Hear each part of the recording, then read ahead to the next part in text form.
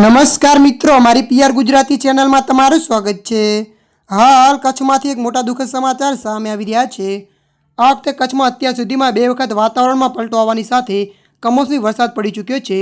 હજુ પણ હવામાન વિભાગ દ્વારા કમોસમી વરસાદની આગાહી આપવામાં આવી રહી છે, જેને વચ્ચે જિલ્લામાં 140 દિવસમાં 2.27 લાખ તાવના કેસ સામે આવી ચૂક્યા છે।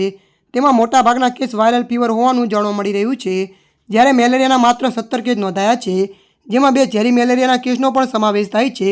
આ સિવાય 13 કેસ ડેન્ગ્યુના પોઝિટિવ સામે આવ્યા છે, જ્યારે કોલેરો કે ચિકનગુનિયાના એક પણ કેસ નોંધાયા નથી।